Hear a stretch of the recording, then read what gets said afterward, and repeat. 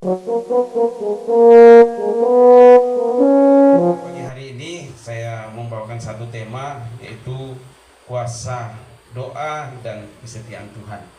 Kuasa doa dan kesetiaan Tuhan. Nah, kita lihat di dalam Yesaya. Saya selalu membaca ya, sesuai saya bawa firman Tuhan sesuai dengan apa yang saya baca, dan tentu hasil dari bacaan saya bagikan kepada kalian pada pagi hari ini. Sebagai manusia, seringkali kita mengalami masa-masa yang kelam gitu ya, masa-masa yang susah, masa-masa yang kelihatannya mustahil untuk kita hadapi. Ya, ya bisa saja misalnya kita yang mengalami penyakit yang tidak sembuh-sembuh, dan banyak juga orang putus asa karena ya mungkin sudah berobat kemana-mana tapi tidak mengalami kesembuhan, yang membuat dia uh, tertekan, dan lama-lama ya banyak yang bunuh diri juga karena masalah sakit penyakit. Nah, juga bisa masalah ekonomi. Ya banyak orang yang karena masalah ekonomi, ya kita banyak lihat di akhir-akhir ini banyak orang bercerai, banyak orang meninggalkan anaknya dan lain sebagainya karena masalah ekonomi. Nah, itu jadi pergumulan di ketika kita ada di dunia ini, mau cari aman, tidak ada tempat yang aman di dunia. Sekali lagi saya katakan tidak ada satupun tempat yang aman di dunia ini, karena semua tempat pasti butuh perjuangan di situ. Ya, nah tapi satu hal yang kita percaya bahwa ketika kita ada bersama dengan Tuhan, ya seberat apapun masalah itu kita pasti bisa lewati, tergantung dari respon kita terhadap masalah yang kita hadapi. Nah, pada pagi hari ini kita lihat satu tokoh Alkitab, yaitu Hizkia. Hizkia ini seorang pemimpin ya. Apakah kita berpikir kalau seorang pemimpin itu tidak ada masalah? Oh, banyak masalah, apalagi memikirkan satu bangsa. Itu tidak mudah ya. Sedangkan orang di dalam berkeluarga saja yang hanya memikirkan satu anaknya begitu berat, apalagi seorang pemimpin yang harus memikirkan bangsanya, dan bukan bangsa yang dalam keadaan aman, bangsa yang sedang diserang, bangsa yang ada di sekitarnya. Begitu berat masalah yang dihadapi. Tapi kembali banyak hal yang kita bisa belajar dari tokoh yang namanya Hizkia. Nah, coba kita baca di dalam Yesaya 38 ayat 1 sampai 7.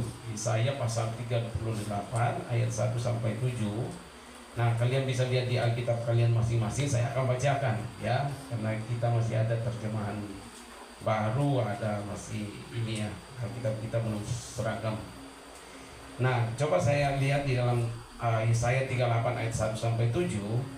Pada hari-hari itu Hizkia jatuh sakit dan hampir mati. Lalu datanglah Nabi Yesaya bin Amos dan berkata kepadanya, beginilah firman Tuhan, sampaikanlah pesan terakhir kepada keluargamu, sebab engkau akan mati, tidak akan sembuh, ya, tidak akan sembuh.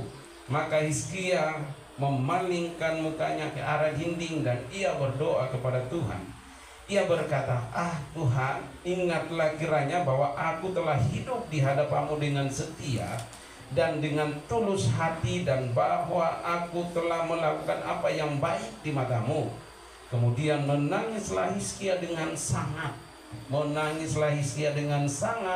Lalu datanglah firman Tuhan kepada Yesaya, bunyinya, pergilah dan katakanlah kepada Hizkia, beginilah firman Tuhan Allah Daud bapa leluhurmu, aku telah mendengar doamu dan telah melihat air matamu. Sesungguhnya aku akan memperpanjang hidupmu 15 tahun lagi, dan aku akan melepaskan engkau dari kota ini dari tangan Raja Asyur, dan aku akan memegangi kota ini. Inilah yang akan menjadi tanda bagimu bahwa Tuhan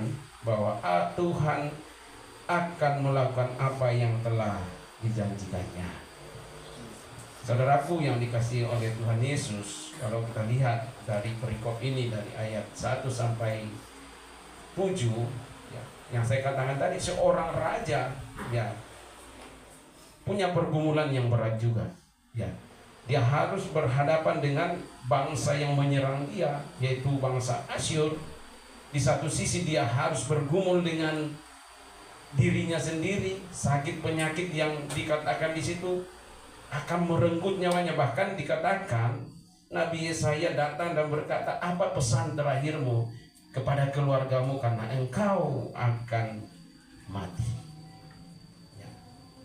kalau kita di posisinya Hizkia, apa yang kita akan lakukan? Di satu sisi bangsa Asyur akan menyerang, pasti dia akan memikirkan keamanan bangsanya. Di satu sisi dia harus memikirkan dirinya yang sedang sakit, dan mungkin ini bukan penyakit yang biasa, karena itu akan merenggut nyawanya. Dia harus memikirkan bangsanya, dia harus memikirkan dirinya. Itu bukan pergumulan yang ringan, pergumulan yang berat. Belum lagi kalau dikatakan bangsa yang dihadapi adalah bangsa yang tegar tengkuk, bangsa yang tidak bisa diajar, bangsa yang kerjanya ngomel. Ini menjadi seorang pemimpin tidak gampang.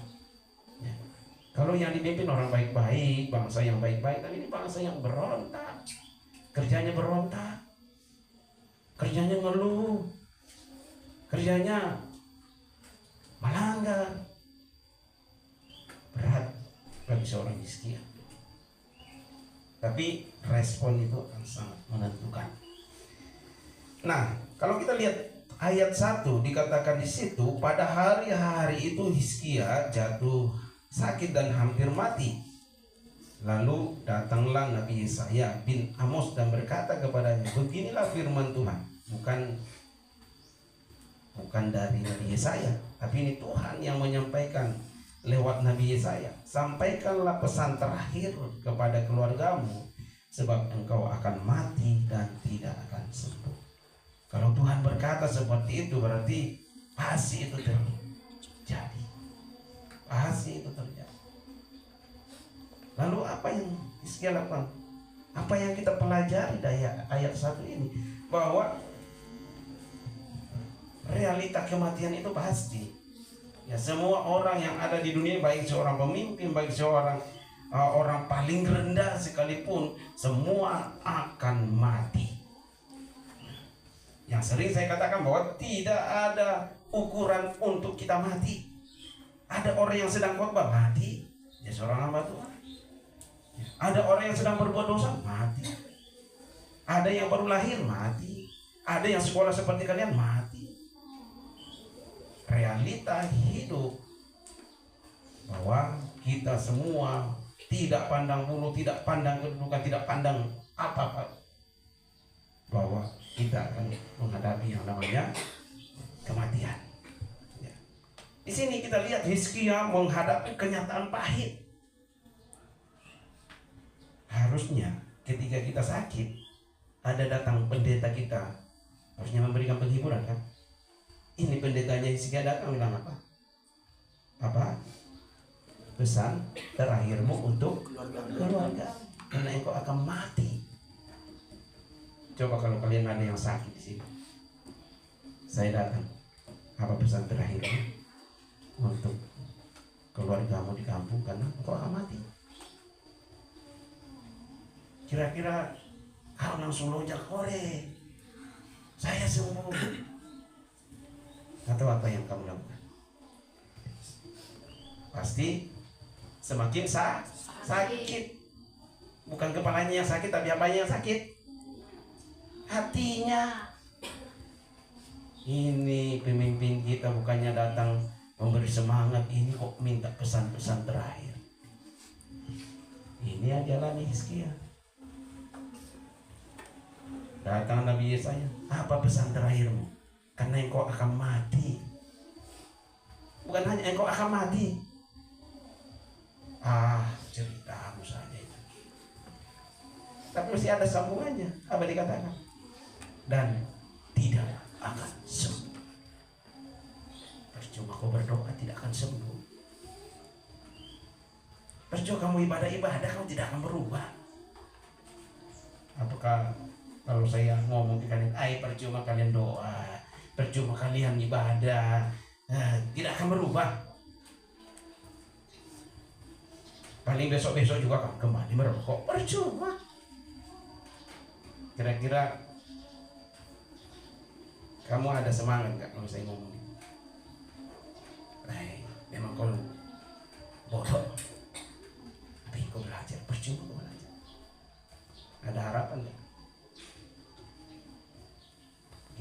kalau seorang gembala datang bicara kepada Hizkia, seorang nabi Yesaya. Tapi seorang nabi bukan salah. Dia menjalankan tugasnya. Dia diperintahkan Tuhan, pergi ke Hizkia, katakan seperti ini. Bukan atas kemauannya sendiri. Kalau Tuhan pun ngomong ke kepada saya di kamar di atas jelas, itu ada yang kurang ajar, saya akan sampaikan. Karena itu dari Tuhan. Kalau bukan dari Tuhan, saya tidak akan berani sampaikan. Kalau itu dari Tuhan, saya akan sampaikan. Apapun risikonya, apapun konsekuensinya, saya akan sampaikan. Karena itu tugas seorang pemimpin, seorang gembala. Jadi apa yang dirasakan Hizkia menghadapi kenyataan pahit. Bukannya ini nabi datang memberi penghiburan, memberikan semangat supaya saya bisa sembuh. Malah dia bilang, apa pesan terakhirmu? Engkau akan mati dan tidak akan sembuh. Ya aduh. Kira-kira kalau kalian di posisinya Hizkia, apa yang harus kalian lakukan? Andaikan saja. Seandainya kalian ada di posisinya Hizkia, apa yang akan kalian lakukan? Apa kira-kira? Hore, aku mati. Di masa muda kayak gini mau mati. Apa yang harus kalian lakukan? Kira-kira apa yang muncul di dalam pikiran kalian ketika kalian di posisinya Hizkia? Apa? Menangis. Pasti itu respon pertama, menangis. Pelajaran apa yang kita petik dari kejadian ini? Bahwa kematian adalah kenyataan bagi setiap manusia. Saya katakan bahwa kita semua akan mati. Karena kita tahu bahwa kita semua akan mati, apa yang harus kita isi di waktu yang Tuhan masih berikan nyawa itu ada di dalam raga kita. Kematian adalah kenyataan bahwa setiap manusia akan mengalaminya. Tidak ada yang kebal terhadapnya. Kita semua akan mati. Tidak ada yang kebal akan kematian. Mau dia pendeta, mau dia pendoti, mau dia dukun, mau dia mati semua. Mau ganteng, mau cantik, apa semua, mati semua. Justru karena itu kita akan menghadapi kematian. Dan kita tidak tahu kapan waktunya. Selagi kita masih bernyawa, lakukanlah hal-hal yang menyenangkan hati Tuhan. Jangan sampai kita mati di dalam kebohongan kita. Lebih parah lagi, hidup tapi mati. Ada orang hidup tapi mati. Waduh. Itu yang banyak orang tidak sadari kan, hidup tapi mati. Enggak. Udah tahu kebenaran, hidup terus dalam ketidakbenaran. Ya. Hidup tapi sebenarnya dia mati. Ya. Nah, terkadang Tuhan mengizinkan pencobaan datang untuk menguji iman kita. Cobaan itu selalu ada. Ya. Tuhan izinkan masalah-masalah terjadi dalam kehidupan kita untuk kita, apakah kita tetap berharap sama Tuhan? Israel dibawa begitu banyak masalah di padang gurun, tapi generasi pertama nggak ada yang tahan ujian, mati semua di padang gurun kecuali 2 orang itu yang masih masuk dalam tanah perjanjian. Hanya kembali ingat, menakutkan sebenarnya kata yang Alkitab katakan, banyak yang terpanggil tapi sedikit yang terpilih. Jangan sampai kita hanya masuk golongan orang-orang yang terpanggil tapi kita tidak terpilih. Jangan bangga dengan kita jadi orang Kristen, sudah terpanggil, sudah KTP Kristen, tapi kamu tidak dipilih.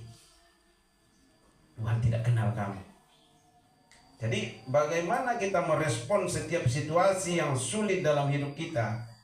Apa yang Hizkia lakukan? Hizkia memilih untuk berdoa kepada Tuhan. Karena pesannya dari Tuhan, berdoa kembali sama Tuhan. Bukan berdoa untuk Yesaya, tapi berdoa kepada Tuhan. Karena pesan yang disampaikan oleh Yesaya datangnya daripada Tuhan. Respon Hizkia bukan dia lari cari dukun, dia cari bantuan, dia cari saudaranya, cari raja-raja yang bisa menolong dia. Tapi dikatakan Alkitab mencatat bahwa Hizkia memilih berdoa kepada Tuhan. Saya tidak tahu masalahmu apa saat ini. Bohong kalau kau bilang tidak ada masalah. Semua orang punya masalah. Mungkin kalian punya masalah. Mungkin kau sakit hati sama pemimpinmu. Itu masalah. Ya, mungkin engkau kecewa sama pemimpinmu. Itu masalah. Tapi bagaimana engkau meresponnya semua itu? Mungkin engkau sedang iri hati sama orang lain. Itu masalah. Mungkin engkau sedang mengingini barang orang. Itu masalah. Engkau mencuri barang orang. Itu masalah. Engkau maki-maki orang dalam hatimu. Itu masalah. Bagaimana responmu terhadap semua itu? Ya, jangan kita bangga sudah pimpin pujian, sudah enggak. Tentu pujian banyak juga yang bermasalah. Pada musik banyak yang bermasalah. Pendeta banyak yang bermasalah. Tapi bagaimana respon kita? Ini penting sekali. Responmu bagaimana? Apakah engkau datang kepada Tuhan atau mengandalkan kekuatanmu, lari kepada kekuatan-kekuatan yang tidak berasal daripada Tuhan? Ya, jadi poin pertama yang kita pelajari bahwa realita bahwa kita akan mati semua. Nah, karena realita itu, apa yang harus kita lakukan, apa yang harus kita kerjakan di masa hidup kita. Kata Alkitab sampai 70 tahun. Apa yang kau isi selama hidupmu 70 tahun? Apakah hanya mengisi hal-hal yang menjengkelkan orang tuamu? Apakah engkau isi hanya hal-hal yang mengisi egomu saja? Itu pertanyaan bagi kita. Ya, jawab sendiri. Apa yang saya sudah isi hal-hal yang baik yang menyenangkan Tuhan selama hidupku? Entah itu umur sekarang 20 tahun, 18 tahun, 16 tahun. Apa yang sudah kau berikan sama Tuhan? Yang kedua, bahwa kekuatan doa dan air mata. Coba kita lihat ayat 2 dan 3. Coba bisa satu orang bacakan, berdiri bacakan dengan suara keras. Ayat 2 dan 3. Lalu Hizkia memalingkan mukanya ke arah dinding dan ia berdoa kepada Tuhan. Ia berkata, "Ah Tuhan, ingatlah kiranya bahwa aku telah hidup di hadapan-Mu dengan setia dan dengan tulus hati, dan bahwa aku telah melakukan apa yang baik di mata-Mu." Kemudian menangislah Hizkia dan sangat. Dengan sangat. Ya. Coba lihat, dia mengadu sama Tuhan karena pesannya yang disampaikan oleh Nabi Yesaya itu datangnya daripada Tuhan. Hizkia mengadu kembali kepada Tuhan. Hal-hal jelek nggak yang diadukan kepada Tuhan? Berarti sepanjang hidup Hizkia, bukan berarti tidak luput dari salah, pasti ada salahnya. Tapi dia bisa menyampaikan kepada Tuhan, dikatakan, "Ah Tuhan, ingatlah kiranya." Ya, Tuhan kan tahu bahwa aku telah hidup di hadapan-Mu dengan setia dan dengan tulus hati. Ketika kita menghadapi masalah, berani nggak kita juga berkata kepada Tuhan, "Ah Tuhan, Tuhan tahu kan aku sudah hidup setia di hadapan-Mu, aku sudah hidup dengan hati yang tulus di hadapan-Mu." Hizkia berani berkata seperti itu karena dia sudah lakukan. Ya. "Ah Tuhan, jangan kiranya bahwa aku telah hidup di hadapan-Mu dengan setia dan dengan tulus hati, dan bahwa aku telah melakukan apa yang baik di mata-Mu." Kalau kita di posisi Hizkia juga, berani nggak kita berkata seperti itu? "Tuhan, aku banyak masalah. Tuhan tahu kan apa yang aku sudah lakukan di hadapan-Mu. Tuhan tahu apa yang aku lakukan. Aku melakukan yang baik di mata-Mu, Tuhan. Biarlah masalah ini berlalu." Dikatakan kemudian menangislah Hizkia dengan sangat. Seorang pemimpin yang gagal berkuasa, dia takluk di hadapan Tuhan. Dia menangis di hadapan Tuhan. Dia tahu diri di hadapan Tuhan. Dia merendahkan hatinya di hadapan Tuhan.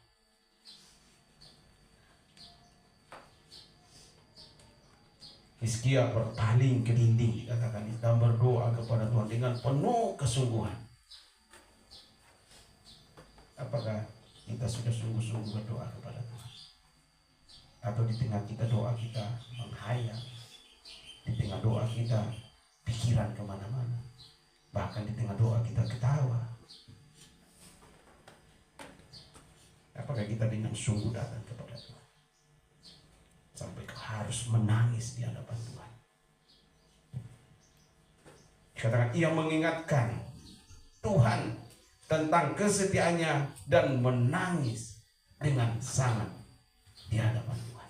Sangat berarti seperti Tuhan Yesus ketika dia mau menghadapi penderitaan di kayu salib. Dia dikatakan sampai berkeringat seperti titik-titik darah, berarti pergumulan yang sangat berat yang dia hadapi. Kita belum terlalu bergumul di tempat ini. Pagi sudah ada sarapan, siang sudah ada makan, malam sudah ada makan. Sampai saat ini kalian tidak kekurangan. Tuhan pelihara karena ada lutut yang berdoa tanpa lelah untuk mendoakan kebutuhan kalian. Apakah kita juga ambil bagian untuk berlutut dengan sungguh-sungguh? Tuhan, saya bersyukur ada di tempat ini.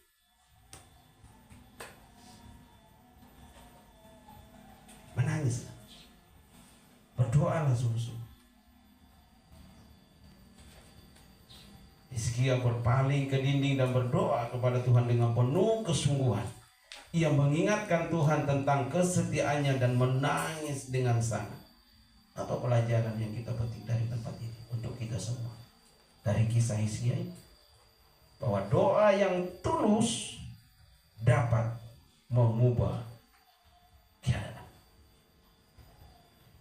Doa yang tulus, sungguh-sungguh murni dalam dirimu, sungguh-sungguh berangkat dari kau mau menyembah Tuhan, kau mau berdoa kepada Tuhan dalam segala keadaan yang sedang kau alami.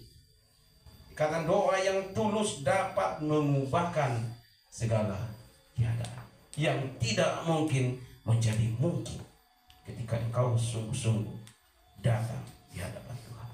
Semoga engkau tangkap pesan firman Tuhan. Yang kedua, bahwa Tuhan mendengar doa dan melihat air matamu. Jangan kira temanmu yang menangis Tuhan tidak tulis itu air matanya. Tuhan tampung semua air matamu dan Tuhan tahu segala tangisanmu. Makanya hati-hati ketika orang tuamu sudah menangis. Tuhan bisa turun tangan.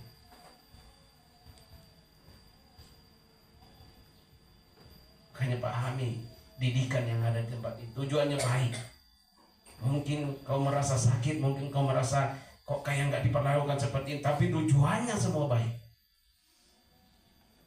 Kami tidak mau kau sia-sia di luar sana. Kami rindu melihat engkau berhasil.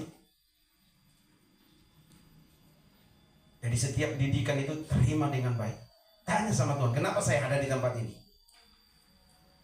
Kenapa saya mengalami didikan seperti ini? Tanya sama Tuhan.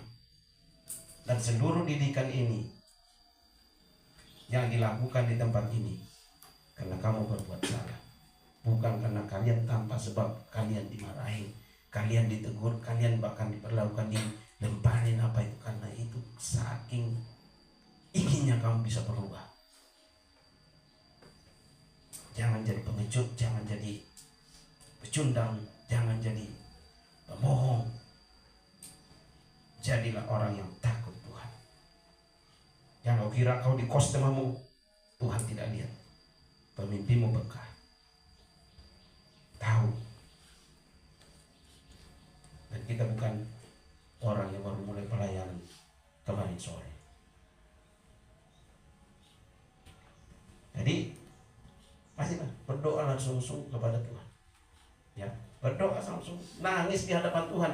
Kalau kau bilang banyak orang yang tidak mungkin lahir, tidak mungkin anak tukang becak bisa sekolah tinggi-tinggi, tidak mungkin anak pemulung sampah bisa masuk jadi polisi. Banyak cerita yang seperti itu.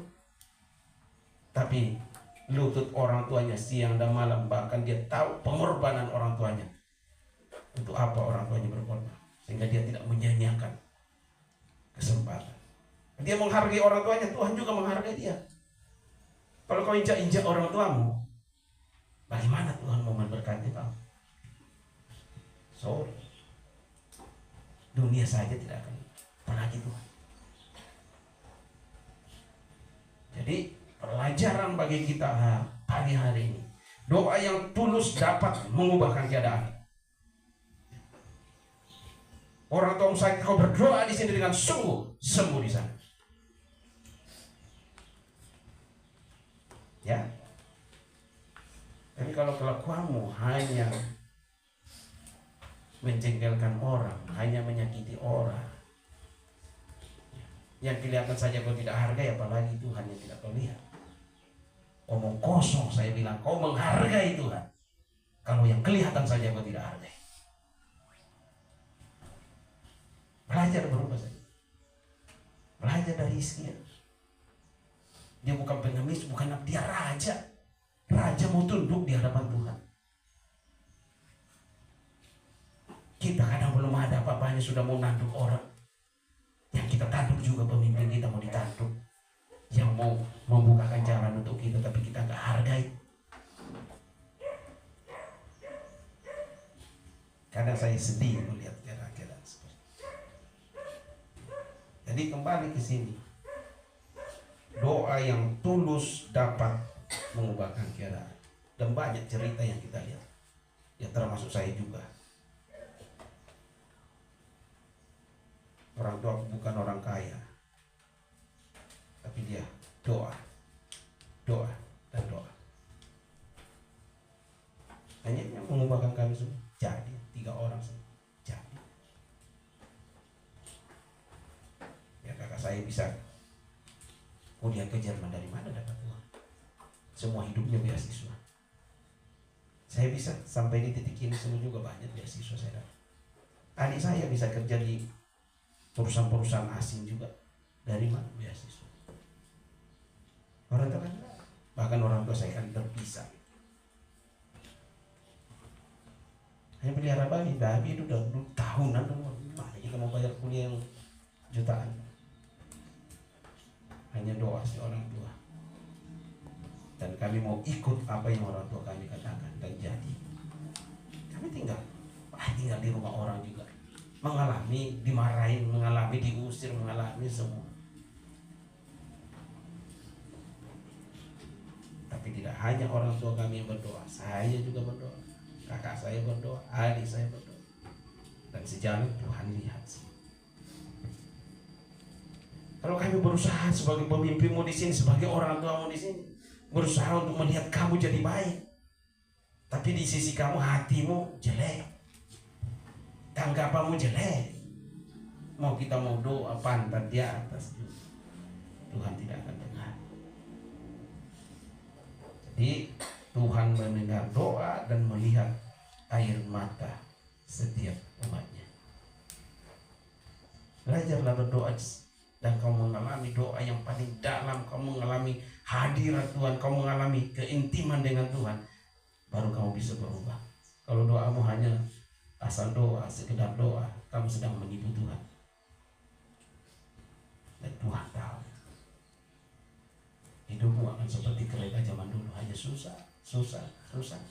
Orang sudah melambung tinggi, orang sudah ini berkatnya melimpah, kamu berkat cetek. Yang ketiga, masalah kesetiaan kepada Tuhan memiliki nilai di hadapan. Kamu setia tidak hanya 3 tahun di sini, akan menentukan nanti ketika kamu keluar dari sini. Apakah kamu setia baca firman Tuhan? Apakah kamu setia berdoa? Apakah kamu setia beribadah? Tuhan tidak mau dibohongi. Yang saya katakan, jadi orang Kristen tidak mudah. Tuhan sudah katakan banyak yang terpanggil, sedikit yang terpilih. Ada proses seleksi di sini. Dan Tuhan katakan, hai hambaku yang setia. Setia itu terus menerus melakukan. Saya katakan, apakah ketika kamu lulus nanti, kamu masih baca Alkitab? Apa ketika kamu lulus nanti kamu masih berdoa? Atau hilang semuanya? Makanya ketika Tuhan Yesus berbicara kepada orang banyak, dikatakan banyak yang mengundurkan diri. Ini keras, kita tidak bisa melakukan ini. Perjuangan sampai Tuhan memanggil kita. Tidak hanya kamu berjuang 3 tahun, seumur hidupmu kamu berjuang di dalam Tuhan. Di Yakobus 5 ayat 16b berkata, doa orang yang benar bila dengan yakin didoakan sangat besar kuasanya. Doa orang yang benar, hidup kita harus benar dulu, baru doa kita didengar oleh Tuhan. Kalau doa kita penuh dengan kebohongan, hidup kita penuh dengan kebohongan, hidup kita penuh dengan kemunafikan, baru kamu berdoa di hadapan Tuhan, Tuhan membelakangi. Sehingga kau bilang, Tuhan tidak mendengar doaku. Periksa dulu dia. Periksa dulu hidupmu. Apakah hidupmu sudah benar? Benar menurut standarnya Tuhan, bukan standar manusia. Ya. Doa orang yang benar, bukan doa orang benar ya. Doa orang yang benar bila dengan yakin didoakan sangat besar kuasanya. Ayo kita koreksi hidup kita. Saya juga bukan orang yang sempurna.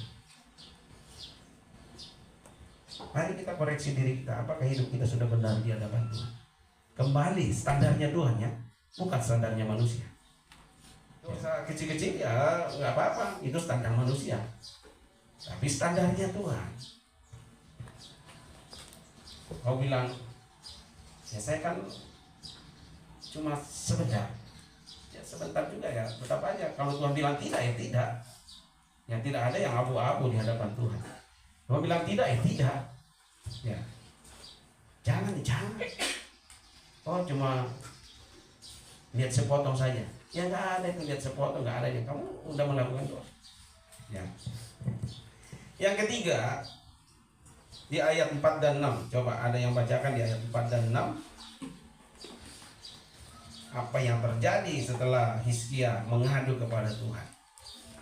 Maka berfirmanlah Tuhan kepada Yesaya, pergilah dan katakanlah kepada Hizkia, beginilah firman Tuhan, Allah Daud bapa leluhurmu telah mendengar doamu dan telah kulihat air matamu. Sesungguhnya aku akan memperpanjang hidupmu 15 tahun lagi, dan aku akan melepaskan engkau dan kota ini dari tangan Raja Asyur, dan aku akan memagari kota ini. Setelah Hizkia dengan berkeluh kesah, dengan kesungguhan hati, dengan menangis yang sangat, doanya sampai kepada Tuhan. Dan Tuhan bicara kepada Yesaya, Yesaya, pergilah kepada Hizkia. Katakan apa? Dikatakan, lalu datanglah firman Tuhan kepada Yesaya, bunyinya, pergilah dan katakanlah kepada Hizkia, beginilah firman Tuhan Allah Daud bapa leluhurmu, aku telah mendengar doamu dan telah melihat air matamu. Kalau kau berdoa menangis, Tuhan perhitungkan semua air matamu. Kalau kau berdoa dan ketawa, Tuhan tidak perhitungkan ketawa. Tuhan tidak perhitungkan kesungguhan, tapi Tuhan perhitungkan air matamu. Aku telah mendengar doamu dan telah melihat air matamu. Sesungguhnya aku akan memperpanjang hidupmu 15 tahun lagi. Yang tidak mungkin menjadi mungkin.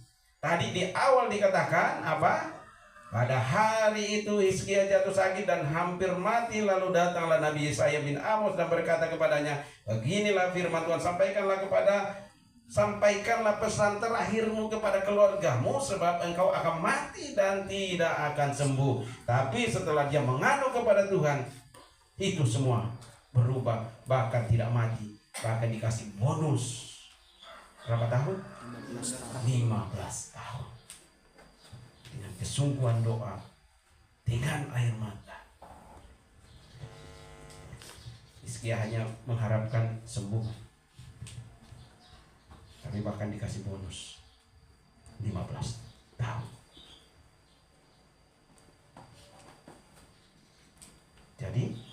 kembali ke situ.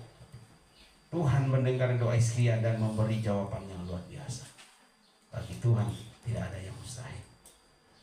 Manusia berkata kamu mati, tapi kita kau sungguh-sungguh datang kepada Tuhan, Tuhan yang akan mengangkat engkau.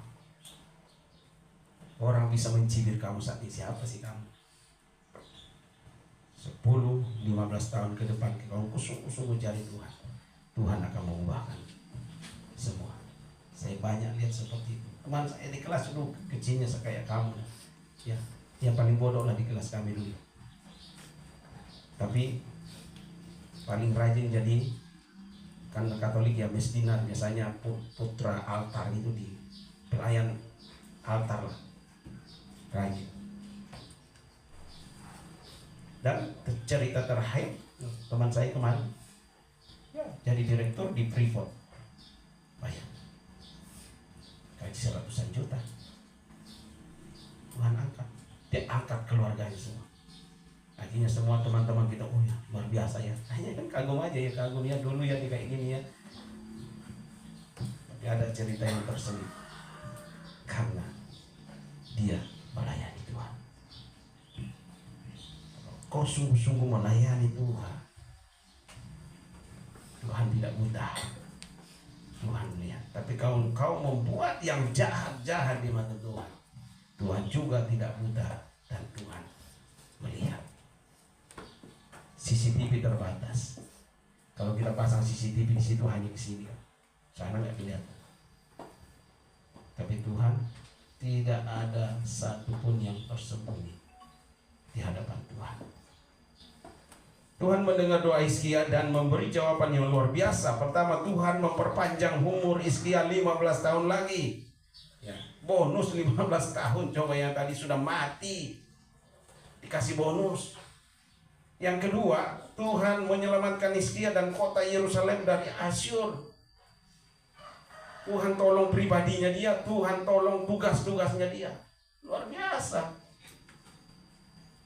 Saya selalu berdoa, pas miliknya Tuhan, SMK Paulus miliknya Tuhan. Aku hanyalah keset. Keset itu tahu ya? Keset itu biasa dipasang di mana? Apa? Di lantai. Biarlah aku jadi keset. Mau diinjak orang, bagi saya tidak apa. Mau dihina orang, terserah. Yang penting saya hidup benar untuk membawa generasi takut Tuhan. Keset. Kamu jadi pelayan, jadi keset. Dijelekin orang, diinjak orang. Jangan kita punya mimpi mau jadi hamba Tuhan, punya mobil Mercedes, punya rumah bertingkat, salah mimpi. Jadilah pengusaha kalau mau punya seperti itu. Kamu jadi hamba Tuhan, kamu miskin tapi memperkaya banyak orang. Mungkin saya tidak punya apa-apa, tapi saya lihat kalian berhasil semua. Nanti ada yang jadi pengusaha, ada yang jadi gubernur, ada yang jadi kepala desa, ada yang saya memperkaya banyak orang. Dan saya rindu kalian juga bisa memperkaya banyak orang. Jangan menghancurkan banyak orang. Nah, Tuhan menyelamatkan Hizkia dari kota Yerusalem dari Asyur. Asyur itu bangsa yang besar yang ditakuti pada saat Babel. Babel saja kalah. Ya. Tapi Tuhan tolong. Ya. Tuhan tolong Hizkia. Pelajaran apa yang kita bisa petik dari ayat ini, ayat 4 dan 6? Tuhan bisa membalikkan keadaan. Makanya jangan kita nganggap rendah orang. Ya, siapa sih kamu? Hai, kampungmu gak ada di peta. Ya, kamu anak kemarin sore, kamu baru datang kok sudah dipercaya banyak.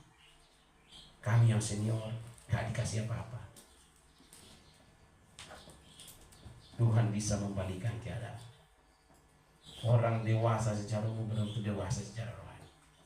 Orang mungkin masih SD tapi bisa lebih dewasa daripada orang yang sudah berkeluarga secara rohani. Koreksi diri kita supaya jangan kita menghakimi orang. Tuhan bisa membalikkan keadaan bahkan dalam situasi yang tampaknya mustahil. Dari tadi saya gak rekam dia. Rekamnya? Oh, saya kira tidak. Tuhan bukan hanya dikatakan, Tuhan bisa membalikkan keadaan. Jadi orang kampung jadi penguasa kota. Kau dari niat mungkin tidak ada di orang gak kenal kampung, tapi kau bisa menguasai entah kota apa yang di Indonesia nanti. Kau jadi penguasa. Ya, Tuhan bisa membalikkan segala keadaan. Bahkan yang mungkin kau di atas karena kau sombong, Tuhan turunkan seperti Nebukadnezar. Jadi seperti binatang yang makan rumput. Apa yang mau disombongkan dalam hidup ini? Kau bilang, orang tua aku kaya, orang tua aku kan punya usaha, dalam sehari bisa Tuhan tutup itu. Cianjur itu banyak villa orang-orang kaya, hanya digoyang sedikit sama Tuhan, hancur semua. Rata dengan tanah. Banggalah kalau kau hidup takut akan Tuhan, karena Dia penguasa segala-galanya, yang tidak mungkin menjadi mungkin. Tuhan bukan hanya mendengar tetapi juga menjawab doa kita semua. Kalau kita datang dengan ketulusan hati kita, kepercayaan kepada Tuhan membawa perlindungan dan pemulihan. Kau percaya sama Tuhan, Tuhan pelihara kamu. Ya. Tuhan pelihara. Ya. Dan yang terakhir, kita lihat di ayat 7. Ayat 7, mungkin perempuan, satu orang baca.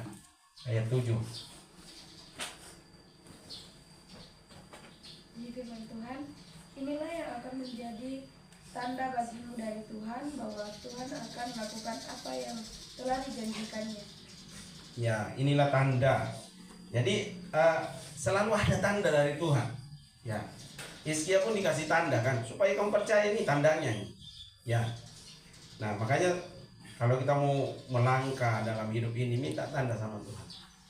Minta tanda sama Tuhan. Saya pun banyak saya minta tanda Tuhan. Kalau memang Tuhan izinkan, berikan aku tanda. Dan selalu Tuhan kasih. Ya.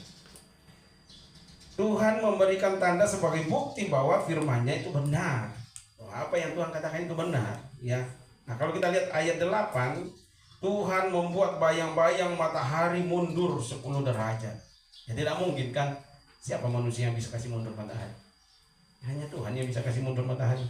Sebuah mujizat yang menunjukkan bahwa itu pekerjaan Tuhan, itu kuasa Tuhan. Nah, pelajaran apa yang kita dapatkan dari ayat 7 dan 8 ini? Bahwa Tuhan memberi tanda untuk menguatkan iman kita. Ya, coba minta tanda sama Tuhan. Apakah Tuhan memang mau membawa saya ke tempat ini? Minta tanda sama Tuhan. Kalau Tuhan katakan kamu akan kuat menghadapi didikan. Oke Tuhan. Di prinsipmu, saya sudah minta tanda, Tuhan katakan seperti itu. Berarti apapun saya mau diinjak-injak juga di sini, saya akan tetap ada di tempat ini. Karena Tuhan yang membawa saya ke tempat ini. Minta tanda sama Tuhan. Jangan kita seperti apa itu ya, gelombang di laut yang kemana angin ke situ dia pergi. Tidak ada pendirian. Minta tanda sama Tuhan. Ya, minta tanda sama Tuhan. Waktu si MC juga mau ke sini, saya minta tanda sama Tuhan. Kalau dia mau ikut, seperti orang tuanya akan mengizinkan dia. Dan saya bilang, kamu coba minta izin sama orang tua, ngomong sama orang tua. Dan dia ngomong dan dikasih izinnya. Nah, artinya ini Tuhan izinkan pergi. Ayo, kita berangkat. Ya. Saya mau ke waktu suku Daah, minta tanda. Ya. Kalau kami ke sana, Tuhan adakan biaya. Dan pas mau berangkat ada biaya. Berangkat. Berarti itu dari Tuhan. Jangan kita paksakan Tuhan. Ya. Minta tanda sama Tuhan. Ya. Yang kedua, firman Tuhan selalu dapat dipercaya. Ingat, apa yang tertulis di dalam Alkitab itu pasti tergenapi. Firman Tuhan tidak akan pernah salah. Selalu akan digenapi. Nah, seperti kalau kita lihat di dalam Bilangan 23 ayat 19. Dikatakan di situ Bilangan 23 ayat 19, Allah bukanlah manusia sehingga ia berdusta, bukan anak manusia sehingga ia menyesal. masakan ia berfirman dan tidak melakukannya, atau berbicara dan tidak menepatinya. Ya, firman Tuhan ya dan amin, pasti terlaksana. Ya, kalau firman Tuhan kata celakalah kamu, hai pembuat onar, ya, itu akan dilakukan. Lakukan. Tuhan katakan aku akan membuang kamu. Benar, Israel dibuang. Aku akan menyerahkan kamu ke seluruh dunia. Kejadian di Menara Babel terjadi semua. Apa yang Tuhan katakan pasti akan terjadi. Makanya lebih baik kita takut kepada itu daripada takut kepada hantu, takut masuk kamar mandi. Tapi kita tidak takut Tuhan. Kan ngeri itu. Benar nggak? Ya. Jadi kembali, Allah bukan manusia. Saya manusia. Saya janji kalian mau ke Momoyo bisa saja saya lupa. Bisa saja saya banyak alasan. Saya kan nggak ngomong, kalian aja yang ngomong. Bisa. Itu manusia. Tapi Allah kalau bilang, Tuhan katakan, aku akan memberkati engkau. Masa depan yang penuh harapan. Ya, pasti itu terjadi. Percaya sama firman Tuhan. Ya, percaya sama firman Tuhan. Nah, apa yang dapat kita simpulkan dalam perikop ini dari ayat 1 sampai ayat ke-8?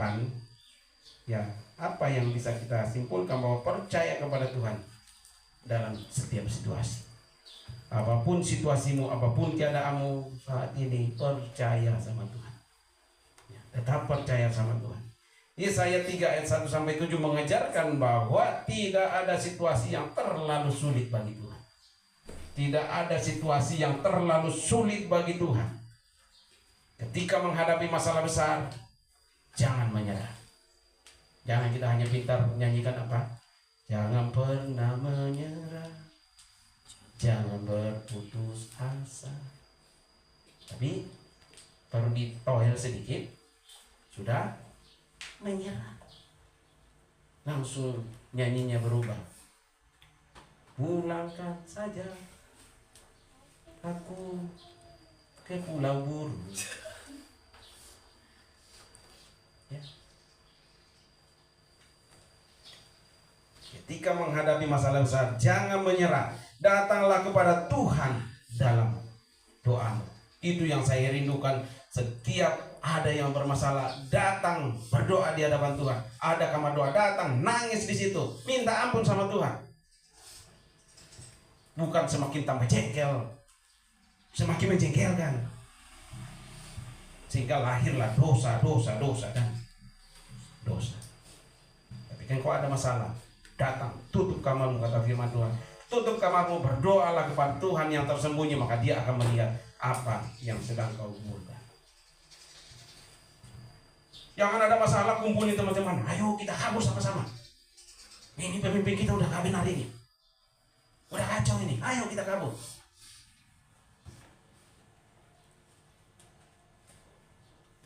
Lalu pemimpinmu bilang, silakan kabur, Tuhan jamah dia, selesaikan masalahnya. Rendahkan hatimu. Gak mungkin pemimpinmu yang datang, walaupun bisa. Kau yang datang minta ampun di hadapan Tuhan. Kalau kau nggak ngerti firman Tuhan, berdoa, siapkan hatimu. Dan firman Tuhan katakan, gak mungkin seorang bapak memberikan batu kepada anaknya ketika dia minta roti. Kalau kau datang dengan penuh kesadaran, minta ampun, saya sudah salah, dan benar-benar kau bertobat, kau merasa bersalah, sehingga kau tidak akan kembali ke situ lagi. Jangan sampai seperti babi yang kembali ke kubangannya, anjing yang kembali ke muntahnya. Yang kedua, Tuhan mendengar doa yang tulus dan dengan air mata. Kau berdoa tulus dengan air mata, Tuhan dengar.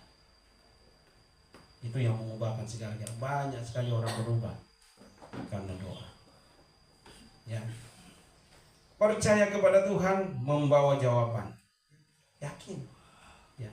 Percaya kepada Tuhan. Ya. Saya katakan, Jangan percaya sama harta orang tuamu, sekejap bisa hilang. Ya. Yang kita bangga, mama aku punya ribuan sawit. Tuhan bilang sawit tidak berbuah tahun ini. Gigi jari. Ya. Berharaplah sama Tuhan. Kekayaan bisa hilang dalam hitungan detik, dan tidak berdaya. Ya. Hanya percaya kepada Tuhan, membawa jawaban, membawa pemulihan, dan juga perlindungan bagi kita semua. Pertanyaan untuk kita refleksikan dalam diri kita masing-masing. Apa respon kita ketika menghadapi situasi yang sulit dalam hidup ini? Apa responmu? Sakit hati? Kecewa? Atau kau datang lari kepada Tuhan? Tanya sama Tuhan, Tuhan, aku yang salah Tuhan. Berikan aku hati yang mau menerima, hati yang mau diubah. Dan kedua, seberapa sering kita datang kepada Tuhan dengan doa yang sungguh-sungguh? Ini pertanyaan bagi kita. Seberapa sering kita datang kepada Tuhan dengan doa yang sungguh-sungguh?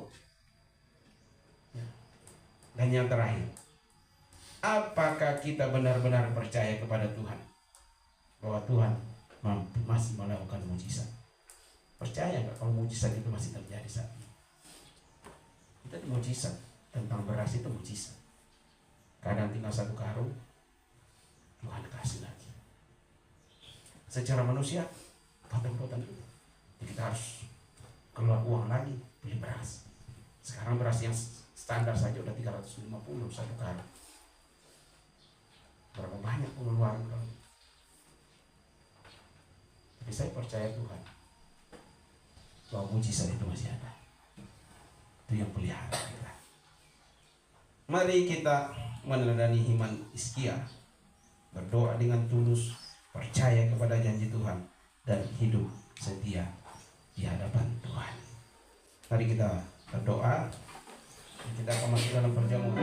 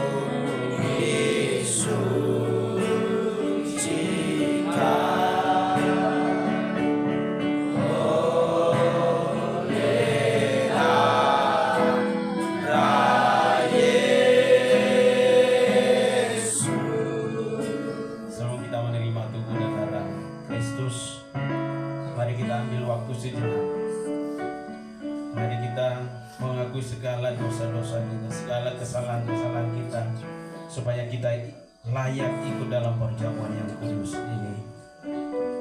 Bapa di dalam surga, ampuni segala dosa-dosa kami Tuhan. Layak kami Tuhan ikut dalam perjamuan-Mu yang abadi Tuhan.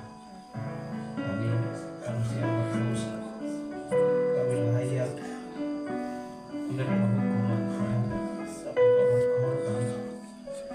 Berkorban di atas kayu salib. Kau memperdamaikan kami dengan Allah yang kudus, memperdamaikan kami dengan lingkungan kami, memperdamaikan kami dengan sesama kami Tuhan. Engkau memikul dosa-dosa kami Tuhan. kami yang layak dibinasakan Tuhan, tapi Engkau telah memilih segala dosa-dosa kami, sehingga kami dapat berkata ya Aba ya Bapa.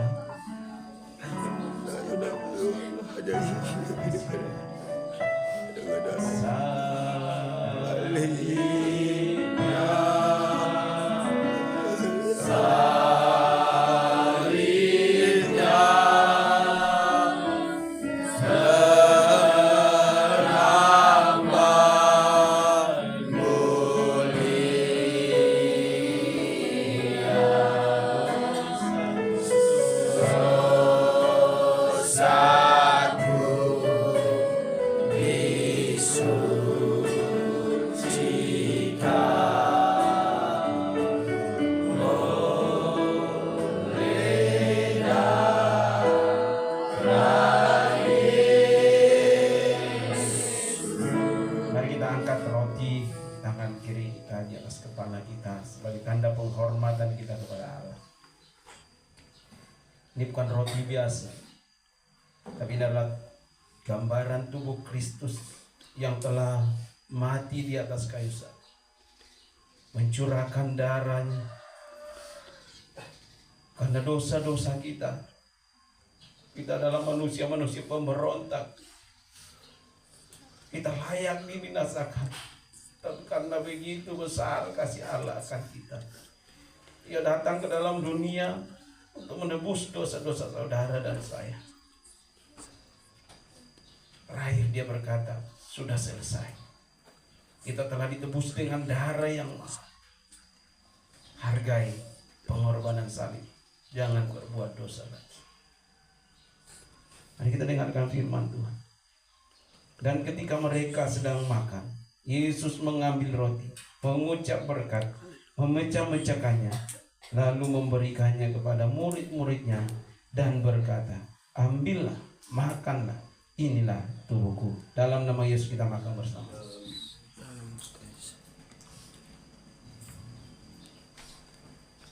Kita angkat cawan di atas kepala kita.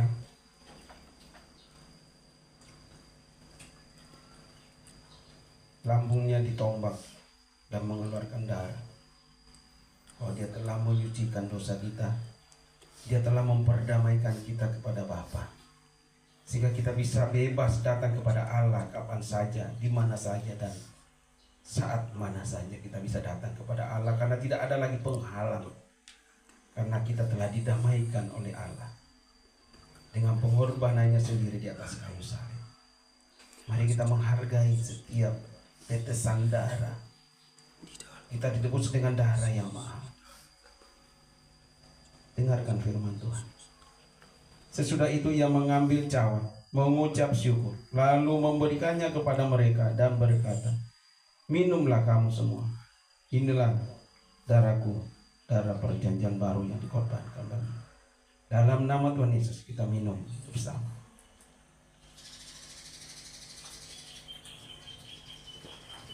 Terima kasih Tuhan. Terima kasih.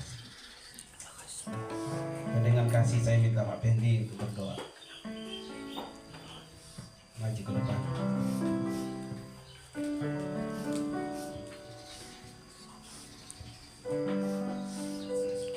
Bapa di dalam surga, kami sungguh bersyukur ya Tuhan Yesus, buat kasih setiamu, anugerahmu yang begitu besar, yang begitu ajaib dalam kehidupan kami Tuhan Yesus. Kami sungguh bersyukur Tuhan, Engkau telah melayakkan kami Tuhan, untuk boleh kami menikmati kuasa-Mu, penyertaan-Mu Tuhan dalam sepanjang ibadah kami Bapa yang baik. Dan terlebih Tuhan, kami boleh layak Tuhan untuk makan tubuh dan darah-Mu Tuhan, minum darah-Mu Tuhan Yesus. Terima kasih Tuhan Yesus, terima kasih biarlah oleh bilu-bilu-Mu kami akan disembuhkan, oleh bilu-bilu-Mu kami akan dipulihkan Tuhan Yesus. Terima kasih, kami sungguh bersyukur Tuhan, kami tidak hanya mendengar pesan dari firman-Mu pagi hari ini Tuhan, dan itu akan mengubahkan kehidupan kami, sehingga kami benar-benar sungguh merasakan, sehingga kami sungguh-sungguh boleh Tuhan mengaplikasikan di dalam kehidupan kami Tuhan Yesus. seperti Hizkia Tuhan, Raja Hizkia ketika Tuhan memperpanjang umurnya 15 tahun, Kau memberikan kesempatan dalam kehidupannya Tuhan Yesus. Dan kami percaya Tuhan, Engkau juga memberikan kesempatan dalam kehidupan kami untuk kami boleh menikmati, berkat-berkat di surgawi yang daripada Engkau Bapa yang baik. Terima kasih Tuhan, terima kasih, kami sungguh bersyukur Tuhan atas penyertaan Tuhan. Bapa yang baik, Engkau berkati kami di tempat ini Tuhan Yesus Kristus. Engkau berkati kami Tuhan, biar kami melihat, kami boleh menyaksikan perbuatan-perbuatan-Mu yang besar Tuhan. Biar kami boleh menyaksikan perbuatan-perbuatan-Mu yang hebat, yang agung dan mulia dalam kehidupan kami Bapa yang baik. Terima kasih Tuhan Yesus. Bapa yang baik, kami berdoa buat Bapa di tempat ini Tuhan yang telah menyampaikan pesan firman Tuhan. Tuhan Yesus, Engkau memberkati Bapa yang baik. Engkau pakai hamba-Mu dengan luar biasa Tuhan, sehingga kabar baik, kabar sukacita kami boleh Tuhan melihat penyertaan Tuhan di sepanjang hidup hamba-Mu Tuhan Yesus Kristus. Bapa yang baik, terima kasih Tuhan Yesus, kami serahkan ke dalam tangan Tuhan. Hanya di dalam nama Yesus kami telah berdoa dan mengucap syukur, sama-sama katakan amin. Kita akan akhiri ibadah kita dengan naikkan pujian, kiranya Engkau memberkati.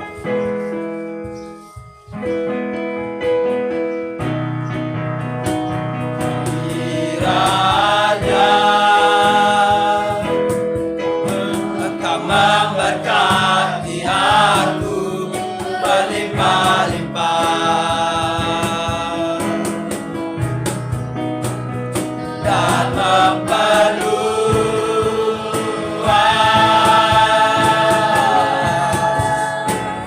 daerahku.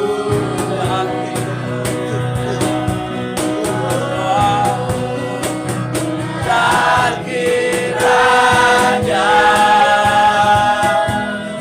tangan-Mu menyertai aku dan melindungi aku daripada malapetaka, sehingga kesakitan tidak menimpa aku.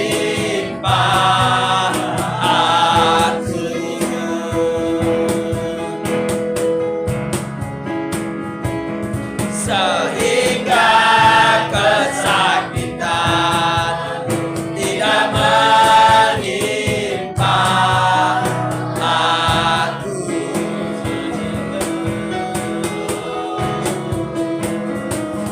Sehingga kesakitan tidak menimpa aku. Saudaraku yang dikasihi oleh Tuhan Yesus, angkatlah tanganmu dan terimalah berkat yang dari Allah Bapa dan persekutuan dengan anaknya yang tunggal Tuhan kita Yesus Kristus dan penyertaan Roh Kudus mulai saat ini sampai Maranatha. Tuhan Yesus datang menjemput kita yang kedua kali dan menyertai kita. Marilah kita menjadi orang-orang yang diberkati oleh Tuhan, menjadi saksi-saksi Kristus dimanapun kita berada. Dalam nama Tuhan Yesus, terima berkat Tuhan. Haleluya. Amin. Ya. Sudah selesai, saat itu Tuhan memberkati.